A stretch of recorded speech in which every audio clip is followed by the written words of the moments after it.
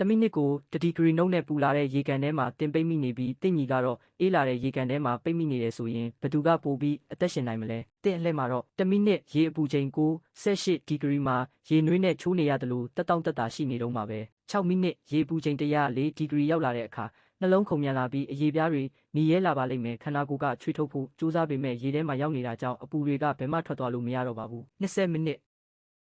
ရေအပူချိန်118ဒီဂရီမှာတော့အရေပြားတွေစတင်လောင်ကျွမ်းလာပါပြီ34မိနစ်132ဒီဂရီကိုရောက်တဲ့အခါမှာတော့အရေပြားတွေဖောင်းကြွလာပြီးအုံနောက်ကတေချာမစင်းစားနိုင်တော့ပါဘူးတင့်ရဲ့ဆဲတွေဟာအတွင်းပိုင်းကနေစတင်ကျက်သွားတဲ့အထိပူပြင်းလာပါလိမ့်မယ်တင့်ညီရဲ့အလှဲ့မှာတော့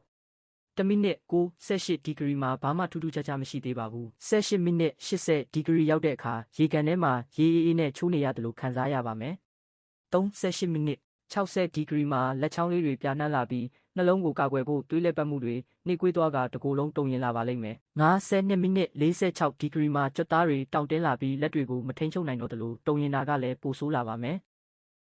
66မိနစ်ရေခဲမှတ်ဖြစ်တဲ့32ဒီဂရီကိုရောက်တဲ့အခါမှာတော့တုံရင်တာတွေရက်သွားပြီးအာယုံကြောစနစ်ကလည်းအလုံးမလုံးတော့ပါဘူး80မိနစ်အဲ့ဒီအချိန်မှာသူကနှွေးထွေးတယ်လို့ထင်အောင်ထင်မှဖြစ်လာပြီးဆဲရီထဲမှာရေခဲစတွေဖြစ်ပေါ်ကထိုးဆွနေပေမဲ့ဘာကိုမှမခံစားရတော့ပဲထာဝရအိပ်ပျော်သွားပါလိမ့်မယ်